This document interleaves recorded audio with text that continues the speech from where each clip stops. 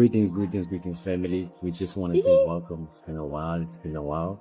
But we just want to come and give you guys a message. I know I'm alone today, although I'm not really alone here. But yeah, just a quick word. I'm not going to be a long word. There is two things that I would like to share with you guys. The two images that we see in the Word of God. There's the image of God that we are made of. This is how, but what does that represent? Right? What does that mean then to say I'm telling the image of God? The image of God obviously means you focusing on the spiritual, your agenda being the agenda of God. That way you reflect the image of God. But what happens when a man then loses God in his life? What happens when you lose sight and focus of God in your life? Which image then do you represent? There's another image that we saw, which was the image of the beast. All right, there's an image of the beast. There's a certain dream Nebuchadnezzar had. And in that dream Nebuchadnezzar had, he saw governments, right, different materials and so forth. But what that represents is also an image of a man. It was an image of a man, a godless man. So he represents a whole different agenda, represents a whole different journey. But I want to bring back the focus and say, watch what you're doing, where your focus is, where your energy is going. That will determine which image will you then reflect. Are you going to reflect the image of the beast? Are you going to reflect the image of God? Right? So your focus is what then will show. Where your energy is more directed, is that what will show which image you reflect. There was a time that they asked Jesus, are you going to give tithes? Are you going to give this and this? And where's your tithe?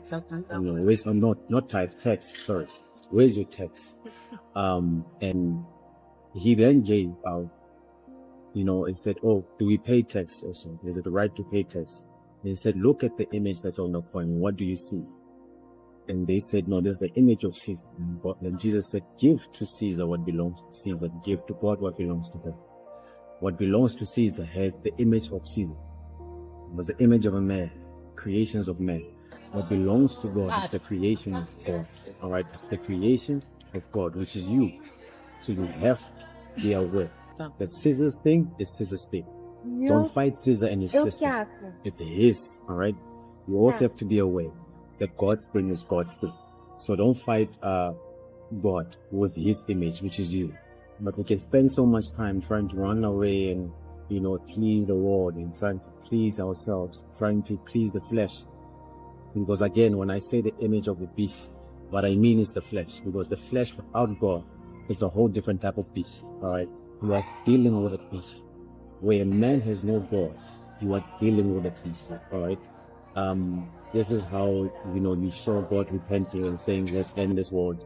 The flood had to come because of men.